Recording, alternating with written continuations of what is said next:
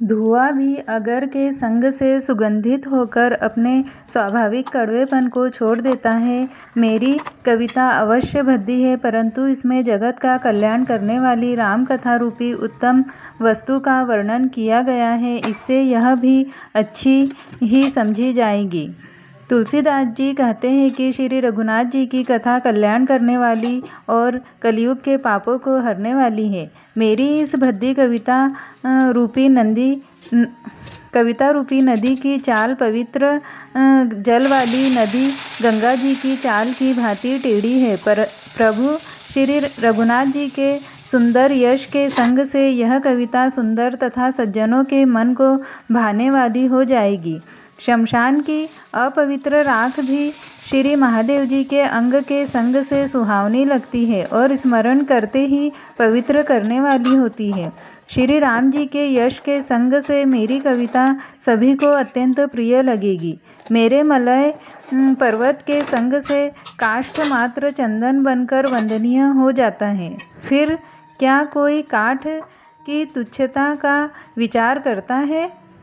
श्यामा गौ काली होने पर भी उसका दूध उज्जवल और बहुत गुणकारी होता है, यही समझकर सब लोग उसे पीते हैं। इसी तरह गवारू भाषा में होने पर भी श्री सीताराम जी के यश को बुद्धिमान लोग बड़े चाव से गाते और सुनते हैं। मणि माणिक और मोती की जैसी सुंदर छवि है वह सांप, पर्वत और हाथी के मस्तक पर वैसी शोभा नहीं पाती। राजा के मुकुट और नव युवती स्त्री के शरीर को पाकर ही ये सब अधिक शोभा को प्राप्त होते हैं।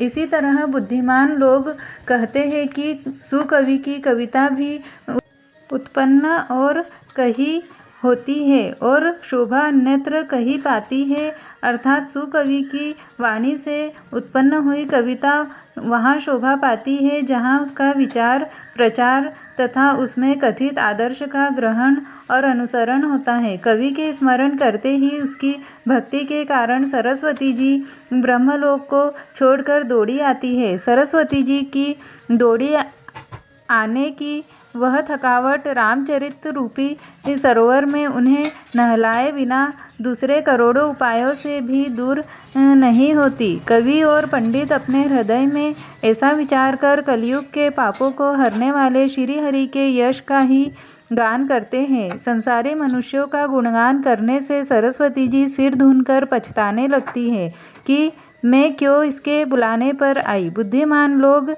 हृदय को समुद्र, बुद्धि को सीप और सरस्वती को स्वाति नक्षत्र के समान कहते हैं। इसमें यदि श्रेष्ठ विचार रूपी जल बरसता है तो मुक्तामणि के समान सुंदर कविता होती है। उन कविता रूपी मुक्तामणियों को युक्ति से भेद कर फिर रामचरित्र रूपी सुंदर तागे में पिरोकर सज्जन लोग अपने निर्मल हृदय में धारण करते हैं, जिससे अत्यंत अनुराग रूपी शोभा होती है। वे जो कराल कलयुग में जन्मे हैं, जिनकी करनी कौवे के समान है और वेश हंस का सा है, जो वेद मार्ग को छोड़कर कुमार्ग पर चलते हैं, जो कपट की मूर्ति और कलयुग के पापों के भाड़े हैं, जो श्री राम जी के भक्त कहलाकर लोगों को ठगते हैं, जो धन लोभ क्रोध और करूँगा व्यास आदि जो अनेकों श्रेष्ठ कवि हो गए हैं, जिन्होंने बड़े आदर से श्री हरि का सुयश वर्णन किया है। मैं उन सब श्रेष्ठ कवियों के चरण कमलों में प्रणाम करता हूँ।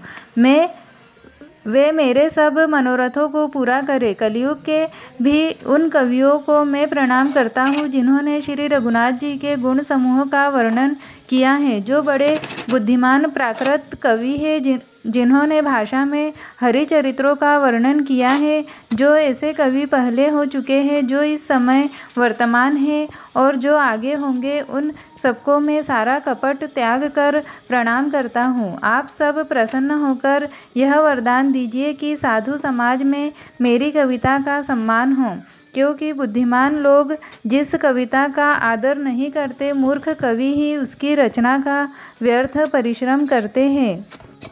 कीर्ति, कविता और संपत्ति वही उत्तम है जो गंगा जी की तरह सबका हित करने वाली हो। श्री राम